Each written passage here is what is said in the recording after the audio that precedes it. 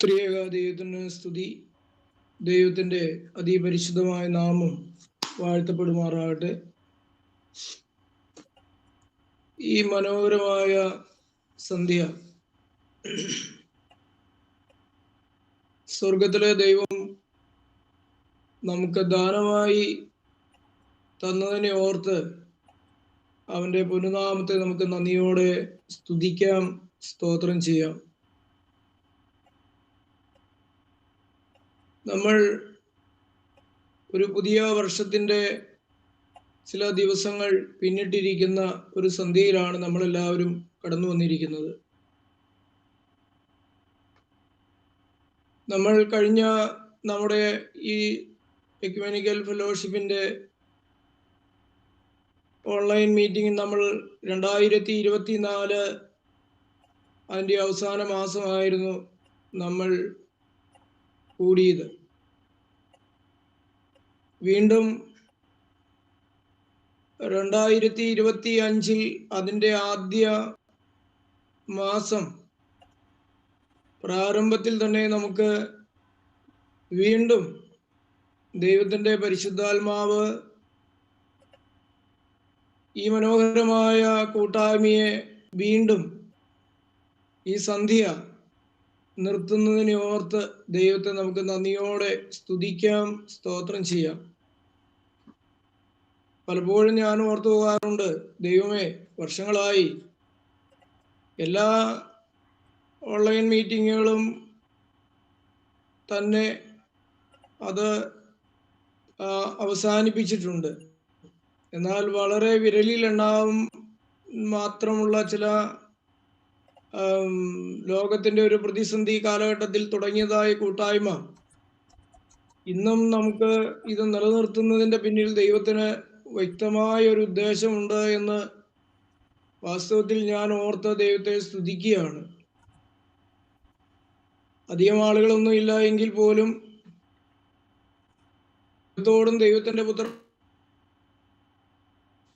ദൈവത്തിൻ്റെ പരിശുദ്ധാത്മാവിനോടുമുള്ള കൂട്ടായ്മ, ദൈവമക്കളോട് ചേർന്നുള്ള ഒരു കൂട്ടായ്മ സ്വർഗത്തിലെ ദൈവം നമുക്ക് ഇന്നും ഈ രാത്രിയിലും തരികയാണ്. ദൈവത്തെ നമുക്ക് നന്ദിയോടെ സ്തുതിക്കാം, സ്തോത്രം ചെയ്യാം. നമ്മൾ 2025 പ്രാരംഭഘട്ടം മുതൽ നമ്മൾ ധാരാളം ന്യൂ ഇയർ മെസ്സേജുകള് ധാരാളം കേട്ട് കഴിഞ്ഞു. ബലഹീനായ ഞാനും എൻ്റെ ഇടവകയിൽ ഡിസംബർ 31 രാത്രി ദൈവവചനത്തിൽ നിന്ന് കുറച്ച് സമയം ചിന്തിപ്പാനും ധ്യാനിപ്പാനും ദൈവം അവസരം തന്നു. ദൈവത്തെ സ്തുതിക്കുകയാണ്. വീണ്ടും 2025 ആദ്യ ദിവസങ്ങളിൽ തന്നെ, ആദ്യ മാസത്തിൽ തന്നെ കർത്താവിൻ്റെ ഒരു എളിയ സാക്ഷിയായിട്ട് ഈ അനുഗ്രഹിക്കപ്പെട്ട കൂട്ടായ്മയിൽ നിൽപ്പാനായിട്ട് ദൈവം ബലപ്പെടുത്തതിനെ ഓർത്ത് ഞാൻ ദൈവത്തെ സ്തുതിക്കുകയാണ്, സ്തോത്രം ചെയ്യുകയാണ്. സിദ്ധമുള്ള ലൂക്കോസ് വിശേഷം അതിൻ്റെ 13-ാം അധ്യായത്തിൻ്റെ 6 മുതൽ 9 വരെ നാം വായിക്കുമ്പോൾ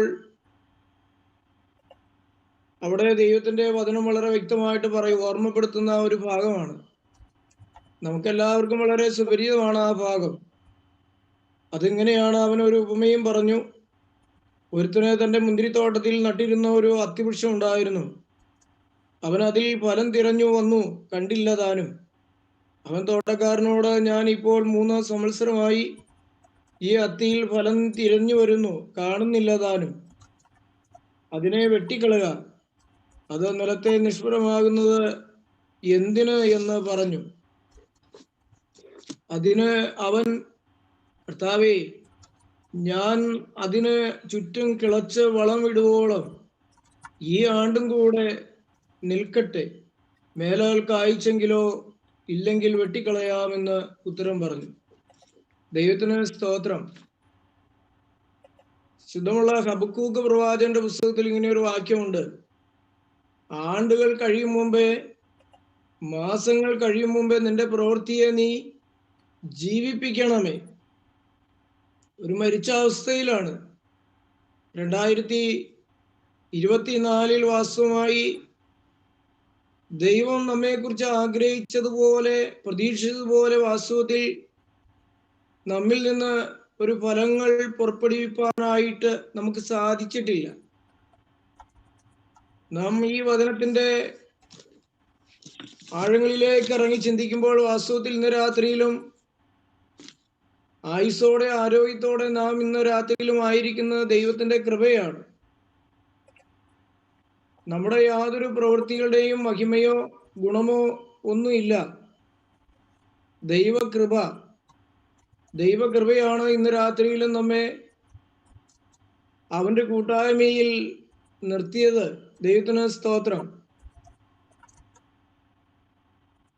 രാത്രിയിലും നിർത്തുന്നതിനെ ഓർത്ത് ദൈവത്തെ നന്ദിയോടെ സ്തുതിക്കണം. നിന്നതല്ല, പാട്ടുകാരൻ പാടുന്ന അങ്ങനെയാണ്, നിന്നതല്ല ദൈവമേ, ദൈവം ഞങ്ങളെ നിർത്തിയതാണ്. വാസ്തവത്തിൽ ഞങ്ങൾ ഈ കഴിഞ്ഞ കാലങ്ങളൊക്കെ നമ്മളിലേക്ക് തന്നെ നമ്മൾ തിരിഞ്ഞു നോക്കുമ്പോൾ എവിടെയെല്ലാം വീഴ്ചകളും താഴ്ചകളും കോട്ടങ്ങളൊക്കെ ഉണ്ടായിട്ടുണ്ടെന്ന് തിരിഞ്ഞു നോക്കുമ്പോൾ നമുക്ക് പ്രശംസിപ്പാനായിട്ട് ഒന്നുമില്ല. അതിൻ്റെ സംഖ്യ നാം വിചാരിക്കുന്നതിലേക്ക് കൂടുതലായിരിക്കും. നാം ഒന്ന് തിരിഞ്ഞ് നമ്മെ തന്നെ ഒന്ന് വ്യക്തമായിട്ടൊന്ന് ശോധന ചെയ്യുന്നുവെങ്കിൽ നമ്മുടെ ജീവിതത്തിൽ ഒരുപാട് കുറവുകളുണ്ട് പ്രിയപ്പെട്ടവരെ. കഴിഞ്ഞ നാളുകളിൽ ധാരാളം കുറവുകൾ നമ്മുടെ ജീവിതത്തിൽ വന്നുപോയിട്ടുണ്ട്. പലപ്പോഴും നാം അത് പുറത്തു പറയുന്നവരല്ല. നാം അത് ആരോടും ഷെയർ ചെയ്യുവാനായിട്ടൊന്നും ആഗ്രഹിക്കാത്തവരാണ്. കാരണം നമ്മുടെ ബലഹീനതകളും കുറവുകളൊക്കെ മറ്റുള്ളവർ അറിഞ്ഞാൽ ആളുകളുടെ മുമ്പിൽ അത് ഒരു ചോദ്യചിഹ്നമാകും. അതുമാത്രമല്ല, ആളുകൾ അറിഞ്ഞാൽ അത്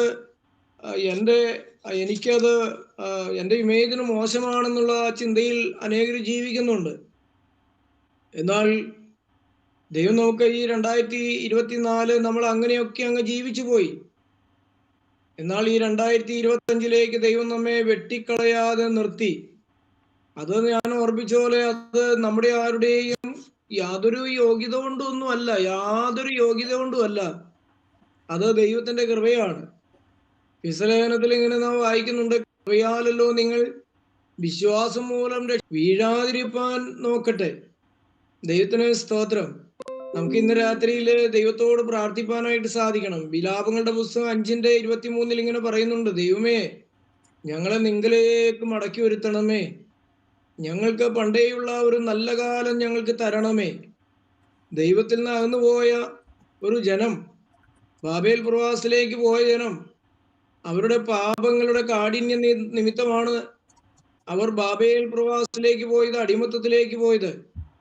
അവരുടെ അനുഗ്രഹത്തിന്റെ അനുഭവത്തിൽ നിന്ന്, സമാധാനത്തിന്റെ, സന്തോഷത്തിന്റെ, ആരാധനയുടെ അനുഭവത്തിൽ നിന്ന്, അവരുടെ ആ അനുഭവത്തിൽ നിന്ന് അവർ വ്യതിചലിച്ച് പാപത്തിന്റെ അവസ്ഥയിൽ കൂടെ സഞ്ചരിച്ചപ്പോൾ ആ പാപത്തിന്റെ ശിക്ഷയായിരുന്നു വാസ്തവത്തിൽ ഇസ്രായേൽ ജനത്തിന്റെ ബാബേൽ പ്രവാസം എന്ന് പറയുന്നത്. പ്രിയപ്പെട്ടവരെ, അത് ശിക്ഷ അനുഭവിച്ചപ്പോഴാണ് വാസ്തവത്തിൽ അവർ മനസ്സിലാകുന്നത് ഞങ്ങൾ ചെയ്ത പാപങ്ങൾ എത്രയോ വലുതാണ്. യിരെമ്യാ പ്രവാചകൻ അവരോട് പറയുന്നുണ്ട്, രാത്രിയുടെ യാമാരംഭത്തിങ്കൽ എഴുന്നേറ്റ് നിലവിളിക്കുക, വീതിയുടെ തലയ്ക്കലൊക്കെയും വിശപ്പ് കൊണ്ട് ദാഹിച്ചും നശിച്ചും കിടക്കുന്ന നിന്റെ മക്കളെയോർത്ത് രാത്രിയുടെ യാമങ്ങളിൽ ദൈവസന്നിധിയിൽ കൈകളെ ഉയർത്തുക. യിരെമ്യാ പ്രവാചകൻ അവരോട് ആജ്ഞാപിക്കുകയാണ്, പ്രവചിക്കുകയാണ്, കരയുകയാണ് അവർക്ക് വേണ്ടി. ദൈവത്തിന് സ്തോത്രം. ഞാൻ പറഞ്ഞത് പ്രിയപ്പെട്ടവരെ, ശുദ്ധമുള്ള ലൂക്കോസിന്റെ സുവിശേഷത്തിൽ കൂടെ അതിന്റെ 13-ാം അധ്യായം 6 മുതൽ 9 വരെ നാം വായിക്കുമ്പോൾ നമ്മുടെ അനുദിന ജീവിതത്തിൽ വെട്ടിക്കളയാതെ ദൈവം നിർത്തി. ദൈവം ആയുസ് തന്നു, ആരോഗ്യം തന്നു, കുടുംബം തന്നു, ജോലി തന്നു, വീട് തന്നു, ഭാര്യയെ തന്നു, മക്കളെ തന്നു. ദൈവം നാം ആഗ്രഹിച്ചതുപോലെയൊക്കെ ദൈവം നമ്മെ നടത്തി. പക്ഷേ നാം നന്ദിയില്ലാതെ ജീവിക്കുകയാണ്. നാം പ്രതീക്ഷിച്ചതിലൊക്കെ ദൈവം ഐശ്വര്യമായി നമ്മെ നടത്തി കഴിഞ്ഞ നാളുകളിൽ. പക്ഷെ നാം ദൈവത്തോട് നന്ദിയില്ലാത്തവരായി ജീവിക്കുന്നെന്ന് ദൈവം ഓർക്കുമ്പോൾ, എന്തിനാണ് ഇത് വെട്ടിക്കളയാൻ പാടില്ലേ? ഒരു അത്തിയെ ഒരു തോട്ടത്തിൽ നിർത്തിയാണ്. അത്തി എന്ന് പറഞ്ഞത് ദൈവജനമാണ്. ഇസ്രായേൽ ജനത്തെ കുറിച്ചാണ് പറയുന്നത്. അത്തിയെ ഒരു തോട്ടത്തിൽ നിർത്തി, മുന്തിരിത്തോട്ടത്തിലാണ് നിർത്തിയത്. യെരുശലേം എന്ന് പറയുന്ന ആ മുന്തിരിത്തോട്ടം, അത്തിയാകുന്ന യഹൂദനെ ആ മുന്തിരിത്തോട്ടത്തിൽ യെരുശലേമിൽ നട്ടു. പക്ഷെ എന്തുണ്ടായി? നല്ല അവസ്ഥയിൽ നിന്ന് അവരിൽ നിന്ന് ഫലം പ്രതീക്ഷിച്ചു ദൈവം, പക്ഷെ കണ്ടില്ല. കാണാതെ വന്നപ്പോൾ എന്തിനാണ് ഈ സ്ഥലം നിഷ്ഫലമാക്കി കളയുന്നത്?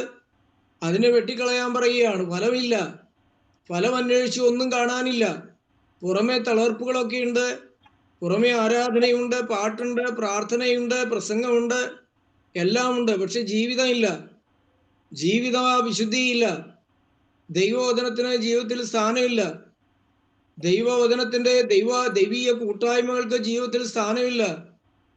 ആരാധനയ്ക്ക് സ്ഥാനമില്ല. നാം പ്രഭാതം മുതൽ പ്രദോഷം വരെയും നമ്മുടെ കാര്യങ്ങൾ മാത്രം നോക്കി ജീവിക്കുന്നു. നമുക്ക് അല്പം സമയം വെറുതെ കിട്ടിയാൽ മാത്രം നാം കൂട്ടായ്മയിലും ദൈവവചനത്തിനു വേണ്ടി വേർതിരിക്കുന്നു. എന്നാൽ പ്രിയപ്പെട്ടവരെ, ദൈവം ഇത് കണ്ടു ദുഃഖിക്കുകയാണ്. ഇന്ന് ഞാൻ ഒരു ഓഫർ ദൈവം നമുക്ക് തന്നിരിക്കുകയാണ്. നമ്മുടെ പ്രവൃത്തികൾ കൊണ്ടല്ല. നമുക്ക് യാതൊരു യോഗ്യതയില്ല എങ്കിലും അവൻ നമ്മെ വെട്ടിക്കളയാതെ നിർത്തി. കാരണം എന്താണ്? ദൈവത്തിന്റെ വലത്തുഭാഗത്തൊരു മധ്യസ്ഥതയുടെ കരങ്ങൾ ഉയരുകയാണ്.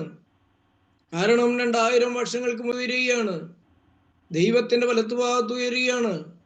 ദൈവത്തിന്റെ വലത്തുഭാഗത്ത് ഉയർന്നു നിന്നുകൊണ്ട് ദൈവസന്നിധിയിൽ ദൈവം കർത്താവ് യാചിക്കുകയാണ്. ദൈവമേ, വെട്ടിക്കളയില്ലേ ദൈവമേ. ഞാൻ ഇതിന്റെ ചോടുകളെല്ലാം ഒന്ന് ഇളക്കി, ഞാൻ അല്പം കൂടി ഒന്ന് വളമിട്ട് നോക്കാം. വെട്ടിക്കളയില്ല ദൈവമേ. ഒരു വർഷം കൂടി ഒന്ന് നിർത്തുക.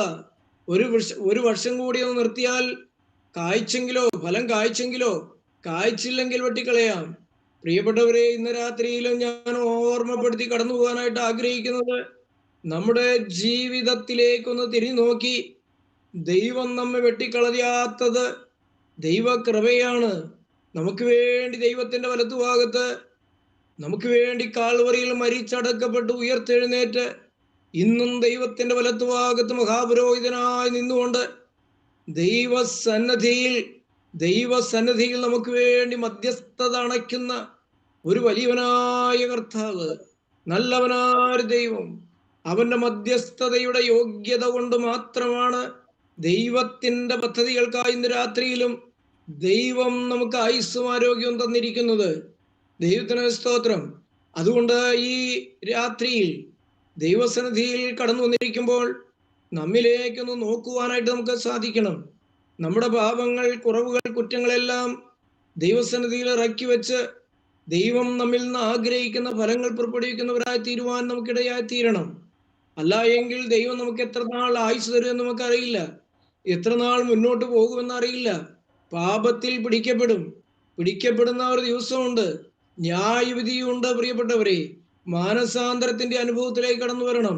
രക്ഷയുടെ സന്തോഷം നഷ്ടപ്പെട്ടിട്ടുണ്ടെങ്കിൽ രക്ഷയുടെ സന്തോഷത്തിലേക്ക് കടന്നു വരണം.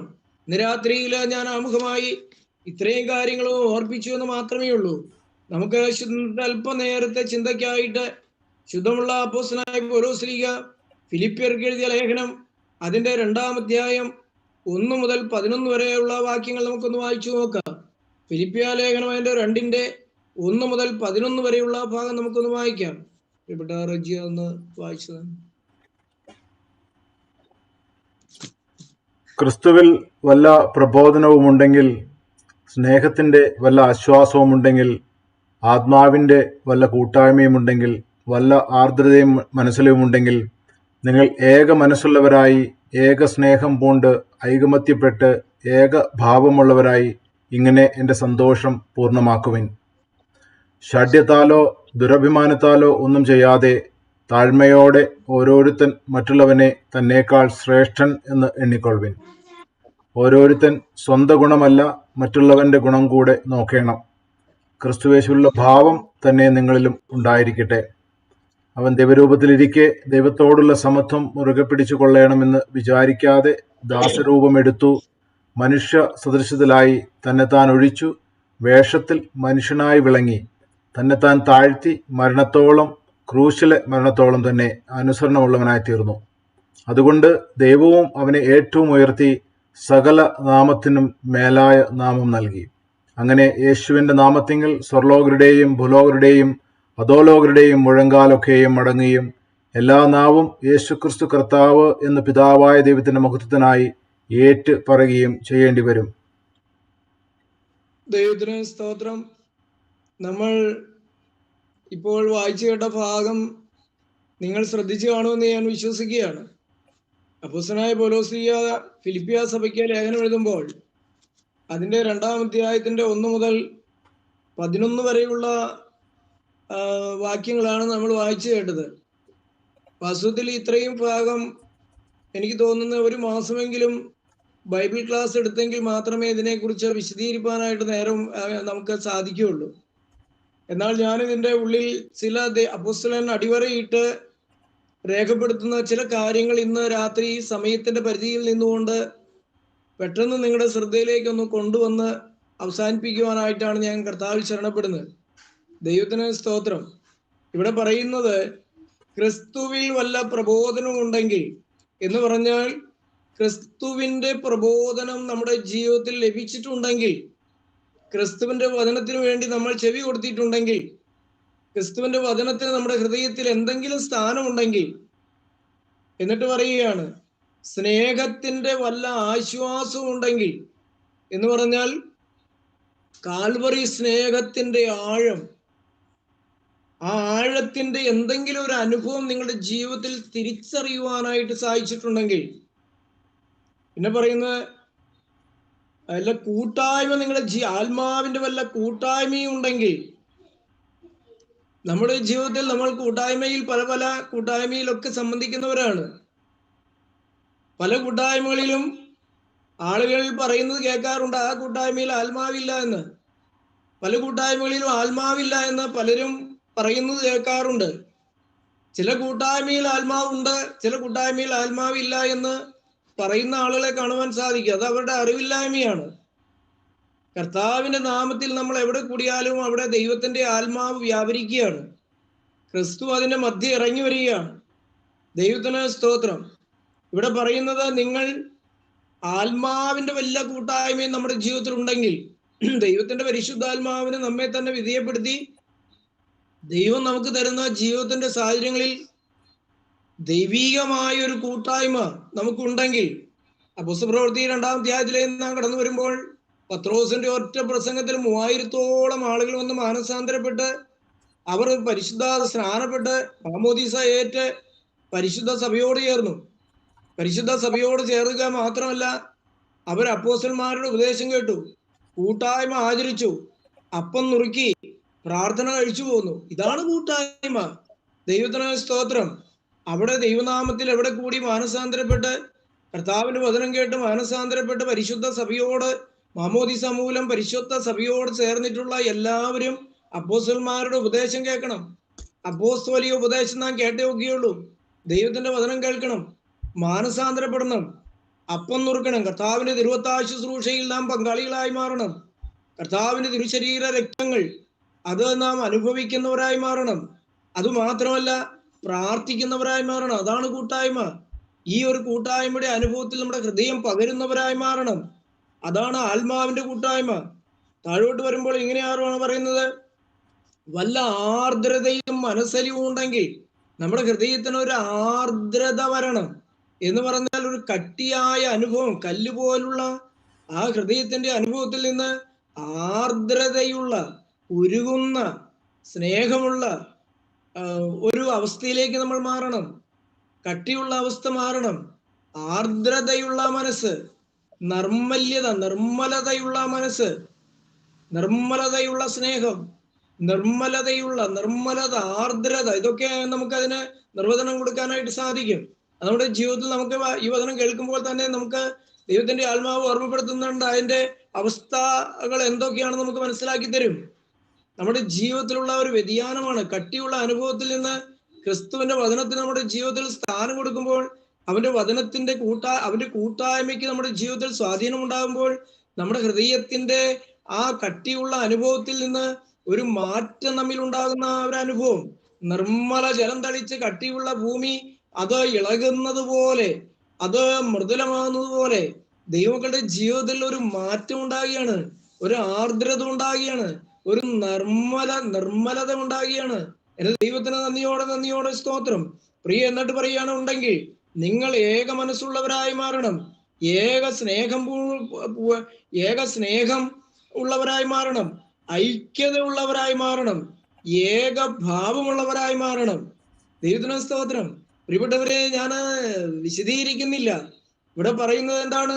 നിങ്ങൾക്ക് ഒരു പ്രബോധനം ലഭിച്ചിട്ടുണ്ടെങ്കിൽ, ദൈവത്തിന്റെ പരിശുദ്ധാത്മാവ് നിങ്ങൾക്ക് പാപത്വത്തെ കുറിച്ചും ന്യായവിധിയെ കുറിച്ചും ഓർമ്മപ്പെടുത്തി തന്നിട്ടുണ്ടെങ്കിൽ, നിങ്ങളത് അനുസരിച്ച് ദൈവത്തിന്റെ കരങ്ങളിൽ ജീവിതം വിട്ടുകൊടുത്തിട്ടുണ്ടെങ്കിൽ, നിങ്ങൾക്ക് അങ്ങനെ ദൈവം തരുന്ന ഒരു ആശ്വാസവും സമാധാനവും നിങ്ങളുടെ ജീവിതത്തിൽ അനുഭവിപ്പാൻ സാധിച്ചിട്ടുണ്ടെങ്കിൽ, അതൊരു അനുഗ്രഹിക്കപ്പെട്ട ഒരു കൂട്ടായ്മയാണ്, ഒരു ശ്രേഷ്ഠമായ ഒരു കൂട്ടായ്മയാണ്.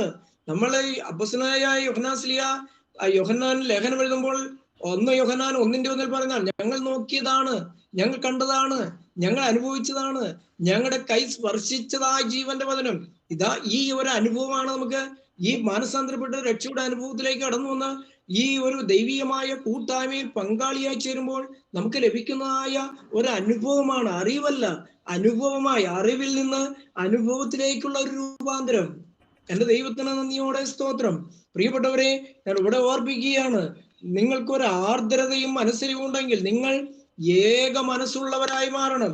പ്രിയപ്പെട്ട റജി 1 മുതൽ 11 വരെയുള്ള വാക്യങ്ങൾ വായിച്ചപ്പോൾ ഏകദേശം ഞാനിവിടെ കുറിച്ചു വയ്ക്കുന്നത് ഏകദേശം 11 കാര്യങ്ങൾ അവിടെ രേഖപ്പെടുത്തുന്നുണ്ട്. 1, എന്താണ് പറയുന്നത്? നിങ്ങൾ ഏക മനസ്സുള്ളവരായിരിക്കണം. 2, ഏക സ്നേഹമുള്ളവരായി മാറണം. 2, നിങ്ങൾ ഐക്യതപ്പെടുന്നവരായി മാറണം. 3, നിങ്ങൾ ഏക ഭാവമുള്ളവരായി മാറണം. എന്ന് പറഞ്ഞാൽ ക്രിസ്തുവിന്റെ ഭാവമുള്ളവരായി നമ്മൾ മാറണം. നിങ്ങൾ സന്തോഷപൂർണമാക്കുന്നവരായി മാറണം. നിങ്ങൾ സന്തോഷം പൂർണ്ണമാക്കുന്നവരായി മാറണം. നിങ്ങൾക്ക് ഈ കൂട്ടായ്മയുടെ അനുഭവത്തിലേക്ക് കടന്നു വന്നപ്പോൾ നിങ്ങൾക്ക് ഒരു ആത്മസന്തോഷം ലഭിച്ചിട്ടുണ്ട്, പൂർണ്ണരായിട്ടില്ല. ഇനിയും നമുക്ക് ആ പൂർണ്ണതയിലേക്ക് യാത്ര ചെയ്യുവാനായിട്ട് നിങ്ങൾ ഉത്സാഹിക്കണമെന്നാണ് അപ്പോസ്തലൻ പറയുന്നത്. താഴെ വീണ്ടും പറയുന്നതാണ്, ചാഢ്യത്താലോ ദുരഭിമാനത്താലോ ഒന്നും ചെയ്യരുത്, താഴ്മയുള്ളവരായിരിക്കണം. മറ്റുള്ളവരെ തന്നേക്കാൾ ശ്രേഷ്ഠരായി എണ്ണണം. സ്വന്തം ഗുണം മാത്രമല്ല, മറ്റുള്ളവരുടെ ഗുണം കൂടെ നോക്കണം. ക്രിസ്തുവിലുള്ള ഭാവം നമ്മിൽ ഉണ്ടാകണം. അതുമാത്രമല്ല, നമ്മുടെ മാതൃക പിതാവാം ദൈവവും പുത്രനായ പരിശുദ്ധാത്മാവും, പുത്രനായ ദൈവവും പരിശുദ്ധാത്മാവാം ദൈവവും ആയിരിക്കണം. ഇതാണ് ആ 11 വരെയുള്ള ഭാഗങ്ങളിൽ നമുക്ക് അതിന്റെ ആകത്തുക എന്ന് പറയുന്നത്. എന്നാൽ പ്രിയപ്പെട്ടവരെ, ഇത്രയും ഭാഗങ്ങൾ നമ്മൾ വളരെ വ്യക്തമായിട്ട് പഠിക്കുകയും ചിന്തിക്കുകയും ഒക്കെ ചെയ്യുമ്പോൾ അനേക ദൈവത്തിന്റെ ആത്മാവ് നമ്മോട് ഒരുപാട് കാര്യങ്ങൾ സംസാരിക്കും. ഞാൻ ഈ ഫിലിപ്പിയ ലേഖനം പഠിച്ചപ്പോൾ അതിൽ ഓരോ പദവും ഓരോ വാക്യവും ഞാൻ പ്രത്യേകമായിട്ട് അത് പഠിക്കാനായിട്ട് ശ്രമിച്ചു. പ്രിയപ്പെട്ടവരെ, ആ സമയങ്ങളിലെല്ലാം ദൈവത്തിന്റെ ആത്മാവ് അത് നോട്ടായി ഞാൻ എഴുതിക്കൊണ്ടിരുന്ന ആ സാഹചര്യങ്ങളിലെല്ലാം അത്ര മനോഹരമായി അതിൽ നിന്ന് ചിന്ത ദൈവത്തിന്റെ പരിശുദ്ധാത്മാവ് തരുന്ന ഞാൻ അറിഞ്ഞു. അപ്പോൾ ഞാൻ ഇങ്ങനെ അത് കുറിച്ചു വെക്കുകയാണ്, അത് ഞാൻ നോട്ടാക്കി രേഖപ്പെടുത്തുകയാണ്. ദൈവത്തിന് സ്തോത്രം. ഇങ്ങനെ അവിടെ ഇത്രയും 1 മുതൽ 11 വരെയുള്ള കാര്യങ്ങൾ, നിങ്ങൾ ഏക മനസ്സുള്ളവരായി മാറണം. ദൈവത്തിന് സ്തോത്രം. ദൈവത്തിന്റെ കൂട്ടായ്മയിൽ പങ്കാളികളായി തീർന്ന തന്റെ പുത്രനിൽ കൂടെ ദൈവം വീണ്ടെടുത്ത പരിശുദ്ധ സഭ, വേർതിരിച്ച പരിശുദ്ധ സഭ, ആ പരിശുദ്ധ സഭയ്ക്ക് ഏക മനസ്സുള്ളവരായി മാറണം. നാം വികലമായ മനസ്സുള്ളവരായി മാറരുത്. നാം തോന്നുന്ന മനസ്സുള്ളവരായി മാറരുത്. നമ്മുടെ ഇഷ്ടത്തിന് ഒരു സ്ഥാനമില്ല. നമ്മുടെ സ്വന്തം ഇഷ്ടമല്ല, നമ്മുടെ ഇഷ്ടം, ദൈവത്തിന്റെ ഇഷ്ടം എന്നിൽ നടക്കണം. ദൈവമക്കൾ, ദൈവത്തിന്റെ വചനം എന്താണ് പറയുന്നത്? അതൊരു കൂട്ടായ്മയുടെ ഇഷ്ടം. ഒരു കൂട്ടായ്മ എന്ന് പറയുന്നുവോ, ദൈവത്തിന്റെ വചനത്തിന്റെ വ്യക്തതയിൽ നിന്നുകൊണ്ടാണ് കൂട്ടായ്മ സംസാരിക്കാവൂ.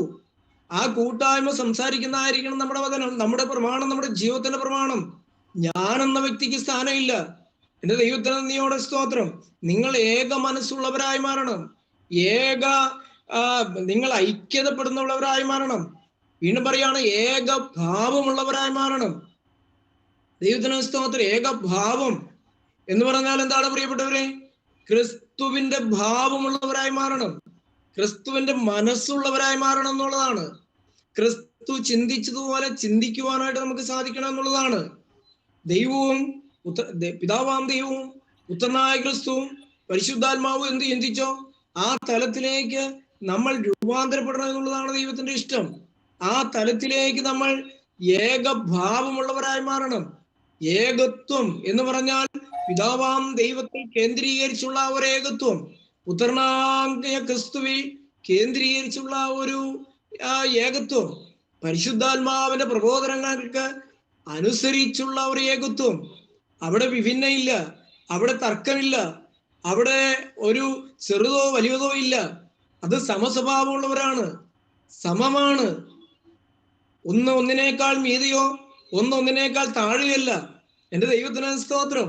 പ്രിയപ്പെട്ടവരെ, നമ്മൾ മനസ്സിലാക്കണം, നമ്മൾ ക്രിസ്തുവിന്റെ ഭാവമുള്ളവരായി മാറണം, ദൈവത്തിന്റെ ഭാവമുള്ളവരായി മാറണം. ദൈവം എങ്ങനെ ചിന്തിക്കുന്നു ആ തലത്തിലേക്ക് നമുക്ക് രൂപാന്തരപ്പെടുവാനായിട്ട് നമുക്ക് സാധിക്കണം. എന്റെ ദൈവത്തിന് നന്ദിയോടെ സ്തോത്രം. വീണ്ടും പറയാണ്, നിങ്ങൾ ആക്കുന്നവരായി മാറണം, നിങ്ങൾ സന്തോഷമുള്ളവരായി മാറണം. അപ്പോസ്തലനായ പൗലോസ് പറയുന്നുണ്ട്, നിങ്ങൾ സന്തോഷിപ്പീൻ, വീണ്ടും സന്തോഷിപ്പീൻ എന്ന് ഞാൻ പിന്നെയും നിങ്ങളോട് പറയുന്നു. നിങ്ങളുടെ സൗമ്യത സകല മനുഷ്യരും അറിയട്ടെ. നാം സന്തോഷിക്കുന്നവരായി മാറണം. ആത്മസന്തോഷം കൊണ്ട് ആനന്ദിക്കുന്നവരായി നാം മാറണം. ജഡീകമായ സന്തോഷമല്ല, ജഡീകമായ താല്പര്യങ്ങളിൽ നിന്ന് ലഭിക്കുന്ന സന്തോഷമല്ല, ജഡീകമായ ഇമ്പങ്ങളിൽ നിന്ന് ലഭിക്കുന്ന സന്തോഷമല്ല, ഈ ലോകത്തിന്റെ ഏതെങ്കിലും നേരം പോക്കുകളിൽ നിന്ന് നമുക്ക് ലഭിക്കുന്ന സന്തോഷമല്ല, ജീവനുള്ള ദൈവത്തിന്റെ വചനത്തിൽ നിന്ന് ലഭിക്കുന്ന സന്തോഷം. ശുദ്ധമുള്ള തെസ്സലോനിക്ക ലേഖനത്തിൽ പറയുന്നത് അങ്ങനെയാണ്. ദൈവവചനത്തിൽ നമുക്ക് രസിപ്പാനായിട്ട് സാധിക്കണം, സന്തോഷിപ്പാനായിട്ട് നമുക്ക് സാധിക്കണം. അതാണ് ഇവിടെ ദൈവത്തിന്റെ പരിശുദ്ധാത്മാവ് നമ്മെ ഓർമ്മപ്പെടുത്താൻ. പ്രിയപ്പെട്ടവരെ, നാം സന്തോഷ പൂർണ്ണതയിലേക്ക് യാത്ര ചെയ്യുന്നവരായി മാറണം. നമുക്ക് ആത്മസന്തോഷത്തിന്റെ അനുഭവത്തിൽ നാം നിൽക്കുകയാണ്, ശിശുവായി നാം നിൽക്കുകയാണ്. പ്രിയപ്പെട്ടവരെ, എന്നാൽ അതുപോലെ വളരണം. ദൈവം നമ്മുടെ മുമ്പിൽ ആയുസ് വെച്ചിരിക്കുമ്പോൾ, ദൈവം നമുക്ക് ഒരവസരം കൂടി തന്നിരിക്കുമ്പോൾ തീർച്ചയായിട്ടും നമുക്ക് ആത്മാവിൽ വളരുവാനായിട്ട് സാധിക്കണം, ദൈവവചനത്തിൽ വളരുവാനായിട്ട് നമുക്ക് സാധിക്കണം, ദൈവമായിട്ടുള്ള ഒരു ഭാവത്തിൽ നമുക്ക് വളരുവാനായിട്ട് സാധിക്കണം, ഏക മനസ്സുള്ളവരായി തീരുവാനായിട്ട് നമുക്ക് സാധിക്കണം. ദൈവത്തോടും അവന്റെ പുത്രനായ യേശുക്രിസ്തുവിനോടും പരിശുദ്ധാത്മാവിനോടുള്ള ആ ഒരു കൂട്ടായ്മയുടെ ആഴത്തിലേക്ക് നമുക്ക് ഇറങ്ങി ചെല്ലുവാനായിട്ട് സാധിക്കണം. അങ്ങനെ ഇറങ്ങി ചെല്ലുമ്പോൾ മാത്രമാണ് വാസ്തവത്തിൽ നമ്മൾ ശുദ്ധമുള്ള യോഹന്നാന്റെ ലേഖനം 1:1 മുതൽ നാം വായിച്ചപ്പോൾ കണ്ടതുപോലെ ആ അനുഭവത്തിന്റെ അവസ്ഥയിലേക്ക് നമുക്ക് രൂപാന്തരപ്പെടുവാനായിട്ട് സാധിക്കുകയുള്ളൂ. വീണ്ടും പറയുകയാണ്, നിങ്ങൾ ശാഠ്യത്താലോ ദുരഭിമാനത്താലോ ഒന്നും ചെയ്യരുത്.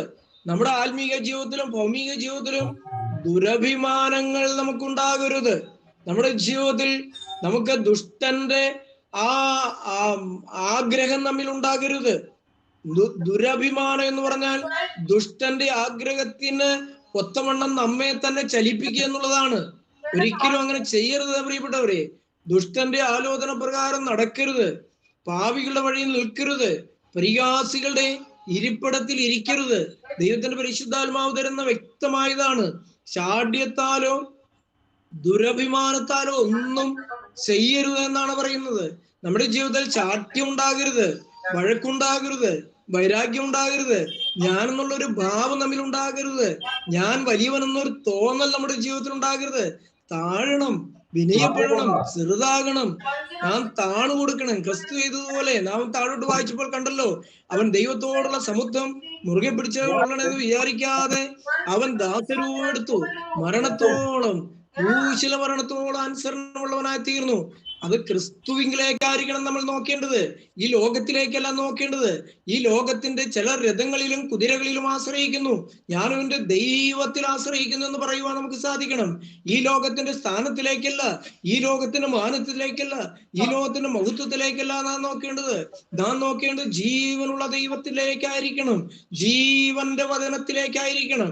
ദൈവത്തിന്റെ പരിശുദ്ധാത്മാവ് നമുക്ക് തരുന്ന വ്യക്തമായ പ്രബോധനങ്ങൾ അനുസരിച്ച് ജീവിപ്പാനായിട്ട് നമുക്ക് സാധിക്കണം. അങ്ങനെ സാധിച്ചാൽ പ്രിയപ്പെട്ടവരെ, ഒരിക്കലും നമ്മുടെ ജീവിതത്തിൽ ദുരാഗ്രഹങ്ങൾ ഉണ്ടാകിയില്ല, ദുരഭിമാനങ്ങൾ നമുക്ക് ഉണ്ടാകിയില്ല, ദുഷ്ടന്റെ ചിന്ത നമ്മിൽ വരികയില്ല, ദുഷ്ടന്റെ ആലോചന നമ്മിൽ വരികയില്ല. നമ്മുടെ ശരീരത്തിന്റെ പൂർണ്ണ നിയന്ത്രണം ദൈവത്തിന്റെ പരിശുദ്ധാത്മാവിന് വേണ്ടി വിട്ടുകൊടുക്കുമ്പോൾ ദൈവത്തിന്റെ ഒരു ആളത്വം നമ്മിലേക്ക് കടന്നു വരും. ദൈവത്തിന്റെ ഒരു ഭാവം നമ്മിലേക്ക് കടന്നു വരും. ദൈവത്തിന്റെ പരിശുദ്ധാത്മാവിന്റെ ചലനങ്ങൾ നമ്മിൽ ഉണ്ടാകും. ദൈവത്തിന്റെ ആ ആഴമേറിയ ഒരു അനുഭവത്തിലേക്ക് ക്രിസ്തുവിന്റെ ഭാവം നമ്മിൽ ഉണ്ടാകും. അവൻ നടന്നതുപോലെ നടക്കാൻ നമുക്ക് സാധിക്കും. അവൻ ചിന്തിച്ചതുപോലെ ചിന്തിപ്പാൻ നമുക്ക് സാധിക്കും. അവൻ പറഞ്ഞതുപോലെ നമുക്ക് പറയുവാൻ സാധിക്കും. അവന്റെ വാക്കുകൾ വിശുദ്ധമായിരുന്നു. അവന്റെ വാക്കുകളിൽ ഒന്നും വെറുതെ ഉള്ളതായിട്ട് ഒന്നും ഉണ്ടായിരുന്നില്ല. അവന്റെ വാക്കുകൾ സത്യമായിരുന്നു. അവന്റെ വാക്കുകൾ ഘനമുള്ളതായിരുന്നു. അവന്റെ വാക്കുകൾ ഗൗരവമുള്ളതായിരുന്നു. അവന്റെ വാക്കുകൾക്ക് ആ വാക്കുകളുടെ പിന്നിൽ വ്യക്തതയുണ്ടായിരുന്നു, ഉദ്ദേശശുദ്ധി ഉണ്ടായിരുന്നു. നമ്മുടെ എല്ലാവരുടെയും ജീവിതത്തിൽ ഈ ഒരു അനുഭവത്തിലേക്ക് നമുക്ക് കടന്നു വരണം. വീണ്ടും പറയുകയാണ്, മറ്റുള്ളവരെ താഴ്മയുള്ളവരായി മാറണം. നമ്മൾ താഴ്മയുള്ളവരായി മാറണം. നാം ഒരിക്കലും അഹങ്കാരിക്കരുത് പ്രിയപ്പെട്ടവരെ. ദൈവത്തിന്റെ വചനം 1 പത്രോസ് 1:5 പറയുകയാണ്, ഇതാ നിഗളികളോട് ദൈവം എതിർത്ത് നിൽക്കുന്നു, താഴ്മയുള്ളവർക്കോ ദൈവം കൃപ നൽകുന്നു. താഴ്മ ധരിക്കണം. അതുപോലെ തന്നെ ശുദ്ധമുള്ള യാക്കോബിന്റെ ലേഖനം 5:5 മുതൽ നാം വായിക്കുമ്പോഴും അവിടെയും നമുക്ക് കാണാൻ സാധിക്കുന്നത് തന്നെയാണ്. നിങ്ങൾ താഴ്മയുള്ളവരായി മാറണം. നിങ്ങൾ വിനയമുള്ളവരായി മാറണം. നിങ്ങളിലോട് ദൈവം എതിർത്ത് നിൽക്കുകയാണ്. താഴ്മയുള്ളവർക്ക് ദൈവം കൃപ കൊടുക്കുകയാണ്. പിശാചിന്റെ സ്വഭാവമാണ് പ്രിയപ്പെട്ടവരെ നിഗളം. പിശാചിന്റെ സ്വഭാവമാണ് ഞാൻ എന്നുള്ള ഒരു ഭാവം, നമ്മിൽ തന്നെ ആശ്രയിക്കുന്ന ഒരു ഭാവം. അത് പിശാചിന്റെ സ്വഭാവമാണ്. എന്നാൽ ദൈവ സ്വഭാവത്തിലേക്ക് നാം രൂപാന്തരപ്പെടണം. നാം താഴണം, വിനയപ്പെടണം, തന്നെത്താൻ താഴ്ത്തുന്നവരായി മാറണം. അതുമാത്രമല്ല, വീണ്ടും ഓർപ്പിക്കുന്ന മറ്റുള്ളവരെ തന്നെക്കാൾ ശ്രേഷ്ഠരെന്നുവാനായിട്ട് സാധിക്കണം. നമ്മുടെയൊക്കെ വിചാരം പലപ്പോഴും എന്താണ്? എന്നേക്കാൾ ശ്രേഷ്ഠർ ആരെയില്ല, ഞാനാണ് എല്ലാവരേക്കാൾ മിടുക്കൻ എന്ന് തോന്നുന്ന അനേകരെ നമുക്ക് കാണുവാൻ സാധിക്കുന്നു. അല്ല പ്രിയപ്പെട്ടവരെ, നമ്മുടെ സമസൃഷ്ടങ്ങളായ അനേകരെ നമ്മേക്കാൾ ശ്രേഷ്ഠതയുള്ളവരായിട്ട് നമുക്ക് വിലയിരുത്തുവാനായിട്ട് സാധിക്കണം. അവരിൽ നല്ല വശങ്ങൾ നമുക്ക് കാണുവാനായിട്ട് സാധിക്കണം. അവരുടെ നല്ല ഭാവങ്ങൾ, അവരുടെ നല്ല കാര്യങ്ങൾ നമുക്ക് മാതൃകയാക്കി എടുക്കാനായിട്ട് സാധിക്കണം. ആരെയും നാം വിധിക്കരുത്, ആരെയും കുറ്റം പറയരുത്, ആരെയും പരിഹസിക്കരുത്. താഴണം, വിനയപ്പെടണം പ്രിയപ്പെട്ടവരെ. അതാണ് ദൈവം തരുന്ന അനുഗ്രഹം എന്ന് പറയുന്നത്. നാം താഴ്മയുള്ളവരായി മാറണം. മറ്റുള്ളവരെ തന്നേക്കാൾ ശ്രേഷ്ഠരായി എണ്ണണം. ദൈവത്തിന് സ്തോത്രം.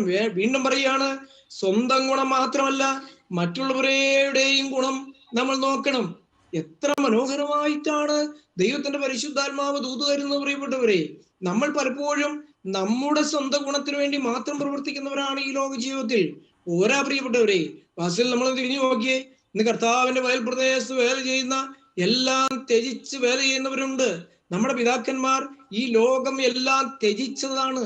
ലോകം, താത, സഹോദര, ജാതി, തറവാട് എല്ലാം ത്യജിച്ച് കർത്താവിന് വേണ്ടി ഇറങ്ങിയവരാണ്. അവർ കർത്താവിന് വേണ്ടി ജീവിക്കാൻ വേണ്ടി മാത്രമല്ല, കർത്താവിന് വേണ്ടി മരിക്കാൻ തയ്യാറായവരാണ്. അവർ സ്വന്തം ഗുണം നോക്കിയില്ല. അനേകരെ ആ ദൈവത്തിലേക്ക് ആദായപ്പെടുത്താൻ നോക്കി. അതുകൊണ്ട് അവർ ലോകത്തോട് വിളിച്ചു പറഞ്ഞു, ഇതാ മോചനമതിനായി പാപികളെ വരുവീൻ, യാചിപ്പീൻ എന്ന് നമ്മുടെ പിതാക്കന്മാർ ലോകത്തോട് പറഞ്ഞു. അവർ ആരാധിക്കുമ്പോൾ ക്രിസ്തുവിന്റെ ചിത്രം കണ്ടു, തൂക്കപ്പെട്ട് മരത്തിൽ വിലാവ് തുറന്നു കിടക്കുന്ന ചവളം കണ്ടു. എന്നിട്ട് പറഞ്ഞു, നിങ്ങൾ മാനസാന്തരത്തിനായി കടന്നു വരുവീൻ. നമ്മുടെ അഹങ്കാരങ്ങളെല്ലാം കാൽവറിയിൽ തൂക്കപ്പെട്ട് കിടക്കുന്ന ക്രൂശിലേക്ക് അടിക്കാനായിട്ട് അടിച്ച് അതിനെ നമ്മൾ ഇല്ലാതാക്കുവാനായിട്ട് സാധിക്കണം. നമ്മുടെ അഹങ്കാരങ്ങൾ, ഞാനെന്നുള്ള ഭാവങ്ങളെല്ലാം ക്രിസ്തുവിനോടുകൂടി ക്രൂശിക്കപ്പെടണം. ഇനി ഞാനല്ല, എന്നിൽ ജീവിക്കുന്ന ക്രിസ്തുവാണെന്നുള്ള ഒരു ബോധ്യത്തിലേക്ക് മാറ്റത്തിലേക്ക് നമുക്ക് കടന്നു വരുവാനായിട്ട് സാധിക്കണം. വീണ്ടും പറയാണ്, ക്രിസ്തുവിലുള്ള ഭാവം നമ്മിൽ ഉണ്ടാകണം. ക്രിസ്തുവിലുള്ള ഒരു ഭാവം നമ്മിൽ ഉണ്ടാകണം. ദൈവത്തിന് സ്തോത്രം. നമ്മുടെ ജീവിതം പിതാവാം ദൈവം നമ്മെ മാതൃകയായിരിക്കണം. പുത്രനായ ക്രിസ്തു നമ്മുടെ മാതൃകയായിരിക്കണം. പരിശുദ്ധാത്മാവ് തരുന്ന വചനം നമ്മുടെ മാതൃകയായിരിക്കണം. ശുദ്ധമുള്ള എബ്രായ ലേഖനം 12:1 മുതൽ വായിച്ച് ഞാൻ എൻ്റെ വാക്കുകൾ ഇവിടെ അവസാനിപ്പിക്കുവാനായിട്ട് ആഗ്രഹിക്കുകയാണ്. പ്രിയപ്പെട്ട റജിയ വാക്യം ഒന്ന് വായിക്കുക. ശുദ്ധമുള്ള എബ്രായ ലേഖനം 12:1 മുതൽ ചില വാക്യങ്ങൾ. ദൈവത്തിന് സ്തോത്രം. നമുക്ക് കേൾക്കാം. എബ്രായ ലേഖനം 12:1 മുതൽ. ആകയാൽ നാമും സാക്ഷികളുടെ ഇത്ര വലിയൊരു സമൂഹം നമുക്ക് ചുറ്റും നിൽക്കുന്നത് കൊണ്ട് സകല ഭാരവും മുറുകെ പെട്ടുന്ന പാപവും വിട്ട് നമുക്ക് മുമ്പിൽ വെച്ചിരിക്കുന്ന ഓട്ടം സ്ഥിരതയോടെ ഓടുക. വിശ്വാസത്തിന്റെ നായകനും പൂർത്തി വരുത്തുന്നവനുമായ യേശുവിനെ നോക്കുക. തന്റെ മുമ്പിൽ അതെ, വച്ചിരിക്കുന്ന നമ്മുടെ മുമ്പിൽ വച്ചിരിക്കുന്ന ഓട്ടം സ്ഥിരതയോടെ ഓടുക. വിശ്വാസത്തിന്റെ നായകനും പൂർത്തിവരുത്തുന്നതിനുമായ യേശുവിനെ നോക്കുക. സാക്ഷികളുടെ ഇത്ര വലിയ സമൂഹം നമ്മുടെ മുന്നിലുണ്ട്. നമ്മുടെ മുമ്പിൽ വച്ചിരിക്കുന്ന ഒരു ഓട്ടം സ്ഥിരതയോടെ ഓടുവാനായിട്ട് നമുക്ക് സാധിക്കണം. വെറുതെയല്ല ഓടേണ്ടത്, ഭാരവും പാപവും വിട്ട് ലക്ഷ്യത്തിലേക്ക് ഓടുവാനായിട്ട് നമുക്ക് സാധിക്കണം. ക്രിസ്തുവിനെ നോക്കി നമുക്ക് ഓടുവാൻ സാധിക്കണം. ഓട്ടത്തിന് ഒരു ലക്ഷ്യം ഉണ്ടാകണം. അത് ദൈവം ഒരുക്കുന്ന ഒരു സ്വർഗം, വിശുദ്ധന്മാർക്കായിട്ട് ദൈവം ഒരുക്കുന്ന ഒരു നിത്യ സ്വർഗം. ആ സ്വർഗത്തിൽ നമുക്ക് എത്തിച്ചേരണം. അതിന് ഈ വർഷം 2025 പ്രാരംഭ ദിവസങ്ങളിൽ ദൈവത്തിന്റെ പരിശുദ്ധാത്മാവ്, തിരുവചനത്തിൽ കൂടെ ദൈവത്തിന്റെ പരിശുദ്ധാത്മാവ് നമുക്ക് വ്യക്തമായി ആലോചനകൾ പറഞ്ഞു തരട്ടെ എന്ന് പ്രാർത്ഥിച്ചുകൊണ്ട് ദൈവനാന്റെ വാക്കുകൾ വിരമിക്കുന്നു. ദൈവനാമം മാത്രം മഹത്വപ്പെടുമാറാകട്ടെ. ദൈവത്തിന് സ്തുതി, ദൈവത്തിന് സ്തോത്രം.